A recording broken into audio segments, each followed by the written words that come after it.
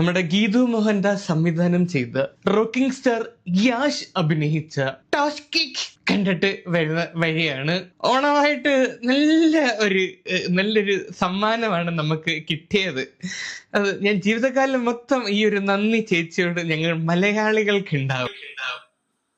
Hi guys, welcome back to new video. എല്ലാവർക്കും പുതിയൊരു വീഡിയോയിലേക്ക് സ്വാഗതം. ഗീതു മോഹൻദാസ് സംവിധാനം ചെയ്ത് KGF താരം യശ് നായകനായി വന്ന ടോക്സിക് കണ്ട ആരെങ്കിലും ഉണ്ടെങ്കിൽ ആ ഒരു സിനിമയെ കുറിച്ചുള്ള നിങ്ങളുടെ വിലയേറിയ അഭിപ്രായം ഒന്ന് കമന്റ് ആയിട്ട് രേഖപ്പെടുത്താവോ? കാരണം മറ്റൊന്നുമല്ല, ഈ ഒരു സിനിമയുടെ റിവ്യൂ ഞാൻ മലയാളത്തിലും തമിഴിലും തെലുങ്കിലും കന്നഡയിലും ഉൾപ്പെടെ ചെക്ക് ചെയ്തു. അവിടെയെല്ലാം തന്നെ ഈ ഒരു സിനിമയ്ക്ക് നെഗറ്റീവ് റിവ്യൂ ആണ് വന്നുകൊണ്ടിരിക്കുന്നത്. നമുക്കറിയാം, KGF എന്ന് പറയുന്ന പാൻ ഇന്ത്യൻ ഹിറ്റ് പടത്തിന്റെ നായകൻ 4 വർഷത്തെ ഇടവേളയ്ക്ക് ശേഷം ഒരു സിനിമയായിട്ട് വരുമ്പോൾ പ്രേക്ഷകർക്കുണ്ടാകുന്ന പ്രതീക്ഷ, ആ ഒരു പ്രതീക്ഷയുടെ അടിസ്ഥാനത്തിൽ ആളുകൾ മുൻകൂട്ടി ടിക്കറ്റ് ബുക്ക് ചെയ്ത് സിനിമ കാണാൻ വേണ്ടിയിട്ട് തിയേറ്ററിലെത്തുന്നു. തിയേറ്ററിലെത്തിയ പ്രേക്ഷകർ ഒന്നടങ്കം തെറിയും വിളിച്ചുകൊണ്ടാണ് തിയേറ്ററിൽ നിന്ന് പുറത്തേക്ക് വരുന്നത്. കാട്ടപരാധം എന്നാണ് ന്യൂസ് 18 മലയാളം ഉൾപ്പെടുന്ന മാധ്യമങ്ങൾ ഈ ഒരു സിനിമയെ വിശേഷിപ്പിച്ചത്. നിങ്ങളൊന്ന് ആലോചിച്ച് നോക്കണം, കേരളത്തിലെ ഒരു വാർത്താ മാധ്യമമാണ് ഇങ്ങനെ ആ ഒരു സിനിമയ്ക്ക് വിശേഷണം നൽകിയത്. അത്രത്തോളം ഉണ്ട് ആ സിനിമയ്ക്കകത്ത് കാണിച്ചു കൂട്ടലുകൾ. എന്നാൽ ഈ ഒരു സിനിമയുടെ ട്രെയിലർ പുറത്തേക്ക് വന്നപ്പോൾ തന്നെ ഗീതു മോഹൻദാസ് എന്ന് പറയുന്ന സംവിധായക എയറിൽ പോയതാണ്. അതിന് കാരണം മറ്റൊന്നുമല്ല, WCC എന്ന് പറയുന്ന ഒരു സംഘടന നമ്മുടെ മലയാള സിനിമയിൽ രൂപീകരിച്ചത് ഗീതു മോഹൻദാസിന്റെ നേതൃത്വത്തിലാണ്. ഗീതു മോഹൻദാസ്, പാർവതി തിരുവോത്ത്, മഞ്ജു വാര്യർ തുടങ്ങിയവർ ഇനിഷ്യേറ്റ് ചെയ്താണ് WCC, അതായത് വുമൺ ഇൻ കളക്റ്റീവ് സിനിമ എന്ന് പറയുന്ന ഒരു സംഘടന രൂപീകരിച്ചത്. അതായത് മലയാള സിനിമയിലെ സ്ത്രീകളുടെ സുരക്ഷ ഉറപ്പാക്കാൻ വേണ്ടിയിട്ടാണ് ഈ ഒരു സംഘടന രൂപീകരിച്ചത്. ആ ഒരു സംഘടന രൂപീകരിച്ച് സ്ത്രീകളുടെ അവകാശങ്ങൾക്ക് വേണ്ടിയിട്ട് ശബ്ദമുയർത്തിയ ഒരു വ്യക്തിയുടെ സിനിമയിൽ സ്ത്രീകളെ വെറും ഒരു ഒബ്ജക്റ്റ് ആക്കി മാറ്റുന്നു എന്നൊരു ആരോപണം ഈ ഒരു സിനിമയുടെ ട്രെയിലർ പുറത്തേക്ക് വന്നതിന് തൊട്ട് പിന്നാലെ ഉയർന്നിരുന്നു. ഈ ഒരു അവസരത്തിലാണ് ഞാൻ ഗീതു മോഹൻദാസിനെയൊക്കെ പഴയൊരു പത്രസമ്മേളനം കണ്ടത്. ഞാൻ എന്തായാലും അത് ഇവിടെ ഒന്ന് വെക്കാം. All know the cinema and I wouldn't want to say it. And one of Kasaba is a movie that I unfortunately watched. And with all due respect to all the technicians who worked in the film, I was definitely disappointed to watch an actor par excellence, whom I many films of his have watched, who happened to say certain dialogues which were not only derogatory but most saddening to a woman in a scene. So ഇതിനകത്ത് say എന്ന് പറയുന്നത് നമ്മുടെ ഗീതു മോഹൻദാസ് ആണ്. അതായത് toxic എന്ന് പറയുന്ന സിനിമയുടെ സംവിധായകയായിട്ടുള്ള ഗീതു മോഹൻദാസ് ആണ് കസബ എന്ന് പറയുന്ന സിനിമയിലെ സ്ത്രീ വിരുദ്ധത തുറന്നു പറയാൻ വേണ്ടിയിട്ട് പാർവതി തിരുവോത്തിനോട് ആവശ്യപ്പെടുന്നത്. അതേ ഗീതു മോഹൻദാസ് തന്നെ ഒരു സിനിമ എടുത്തപ്പോൾ അതിനകത്ത് സ്ത്രീകളെ വെറും ഒരു ലൈംഗിക ഉപകരണം മാത്രമാക്കി ചിത്രീകരിച്ചത് നമ്മളെല്ലാവരും കണ്ടതാണ്. സോ അതുകൊണ്ട് തന്നെയാണ് ഇപ്പോൾ ഗീതു മോഹൻദാസ് എയറിൽ പോയിരിക്കുന്നത്. എന്തായാലും ഇതുമായി ബന്ധപ്പെട്ട് നമ്മുടെ ലൈഫ് ഓഫ് അനന്തുവിന് പറയാനുള്ളത് നമുക്കൊന്ന് കണ്ടുനോക്കാം. 3 മണിക്കൂർ 14 മിനിറ്റാണ് ഇതിന്റെ ഡ്യൂറേഷൻ. അത്രയും സമയം തിയേറ്ററിൽ വിളിച്ച് വരുത്തി ഇരുത്തി നമ്മുടെ പൈസയും കൊടുത്ത് നമ്മളിതിനകത്ത് പിടിച്ചിരുത്തി ടോർച്ചർ ചെയ്യിപ്പിക്കുന്നു. ഇതാണ് ഈ പടം. സഹിക്കാൻ പറ്റത്തില്ലടേ, സഹിക്കാൻ പറ്റത്തില്ല, സത്യമായിട്ട് സഹിക്കാൻ പറ്റത്തില്ലേ.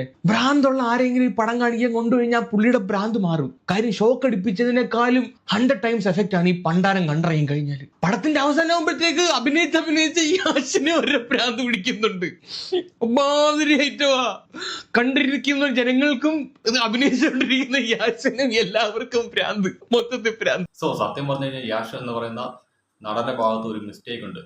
KGF പോലെ ഒരു പടത്തിന് ശേഷം മറ്റൊരു സിനിമയുമായിട്ട് രംഗത്ത് വരുമ്പോഴത്തേക്ക് അത്യാവശ്യം സംവിധാനം ചെയ്ത് പ്രൂവ്ഡ് ആയിട്ടുള്ള ഒരു ഡയറക്ടറുടെ സിനിമയ്ക്ക് വേണമായിരുന്നു തല വെച്ച് കൊടുക്കാൻ. അതിന് പകരം ഗീതു മോഹൻദാസ് എന്ന് പറയുന്ന താരതമ്യേന ഒരു സിനിമ പോലും ഹിറ്റടിപ്പിക്കാൻ ശേഷിയില്ലാത്ത ഒരു സംവിധായകയുടെ മുന്നിൽ തല വെച്ച് കൊടുത്ത് ഇങ്ങനൊരു ദുരന്തം ഏറ്റു വാങ്ങിയതാണ് എന്ന് പറയാതിരിക്കാൻ പറ്റില്ല. അദ്ദേഹത്തിൻ്റെതായിട്ട് പുറത്തു വരാനിരിക്കുന്ന സിനിമയാണ് രാമായണം. ആ രാമായണം എന്ന് പറയുന്ന സിനിമയിൽ അദ്ദേഹം രാവണനായിട്ടാണ് അഭിനയിക്കുന്നത്. വില്ലനാണ്. പക്ഷെ ആ ഒരു വില്ലന് നല്ലൊരു ഫാൻ ബേസ് ഉണ്ട്. കാരണം അത് അഭിനയിക്കുന്നത് യഷാണ്. അതുകൊണ്ട് തന്നെ ഓഡിയൻസ് ആ ഒരു സിനിമ കാണാൻ വേണ്ടിയിട്ട് നല്ല രീതിക്ക് വെയിറ്റ് ചെയ്തിരിക്കുന്ന ഈ ഒരു സാഹചര്യത്തിലാണ് ടോക്സിക് എന്ന് പറയുന്ന ഈ ഒരു മലങ്കൾട്ട് പടം വന്നിരിക്കുന്നത്. അതുകൊണ്ട് തന്നെ രാമായണത്തിന്റെ ഡിസ്ട്രിബ്യൂഷനെ കൂടി ഇത് പ്രതികൂലമായിട്ട് ബാധിക്കാൻ സാധ്യത കൂടുതലാണ്. കാരണം എത്രത്തോളം നെഗറ്റീവ് ഇമ്പാക്റ്റ് അദ്ദേഹത്തിന്റെ കരിയറിൽ ഏൽപ്പിച്ച മറ്റൊരു പടം ഇല്ല എന്ന് വേണമെങ്കിൽ പറയാം. 2010 ശേഷം യഷിന്റെ ഒരു സിനിമ പരാജയപ്പെടുന്നുണ്ടെങ്കിൽ അത് ഈ പറയുന്ന ടോക്സിക് മാത്രമായിരിക്കും. 2010 മുൻപ് അദ്ദേഹത്തിന്റെ 4-5 പടങ്ങളെ ഫ്ലോപ്പ് ആയിട്ടുള്ളൂ. അതിനുശേഷം ഇങ്ങോട്ട് വന്ന നിരവധി പടങ്ങൾ സൂപ്പർ ഹിറ്റാണ്, ഇൻക്ലൂഡിങ് KGF ഉൾപ്പെടെ. അതിനുശേഷം വന്ന ടോക്സിക് വൻ പരാജയമായി മാറും എന്നൊരു അവസ്ഥയിലേക്ക് കാര്യങ്ങൾ പോയിക്കൊണ്ടിരിക്കുകയാണ്. സത്യം പറഞ്ഞാൽ അദ്ദേഹത്തിന്റെ ഭാവി തന്നെ ഇല്ലാതാക്കുന്ന ഒരു തീരുമാനമാണ് ഈ ഒരു പടം എന്ന് പറയാതിരിക്കാൻ പറ്റില്ല.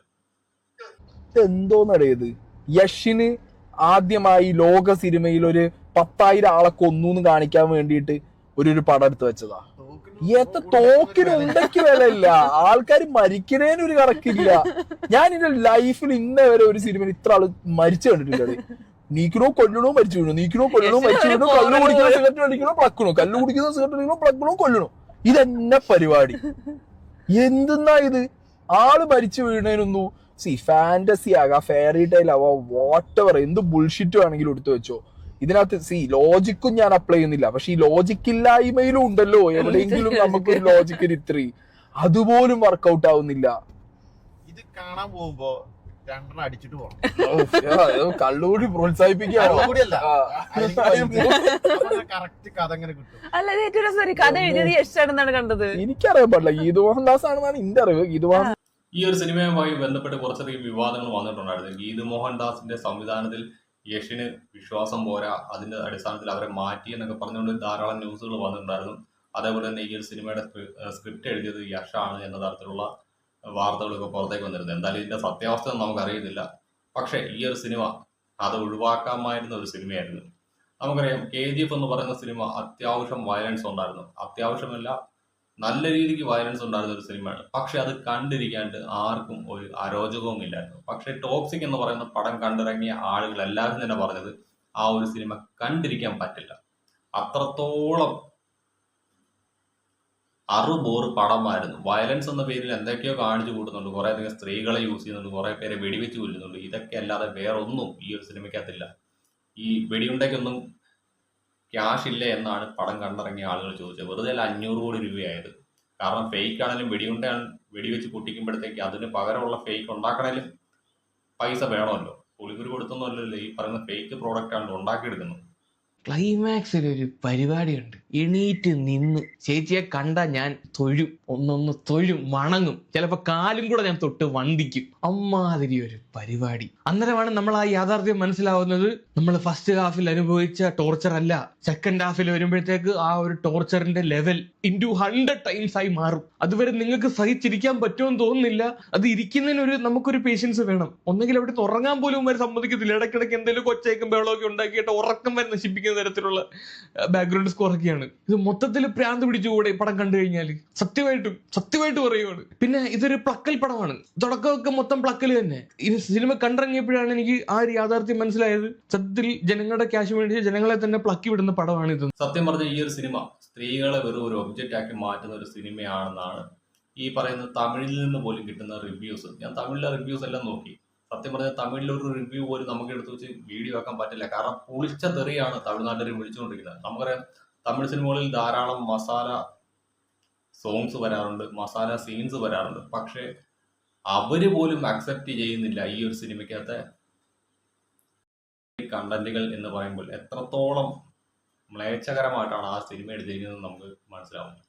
സോ ഇങ്ങനെയുള്ള ആളുകളാണോ നമ്മുടെ മലയാള സിനിമയിലെ സ്ത്രീകളെ സംരക്ഷിക്കാൻ വേണ്ടിയിട്ട് രംഗത്ത് വന്നതെന്ന് ആലോചിക്കുമ്പോഴാണ് ഈ സത്യം പറഞ്ഞ മലയാള സിനിമയിലെ നടീനടന്മാരോട് സഹതാപം തോന്നുന്നത്. പറയാതിരിക്കാൻ പറ്റില്ല. അപ്പോൾ ശരിയാണ്.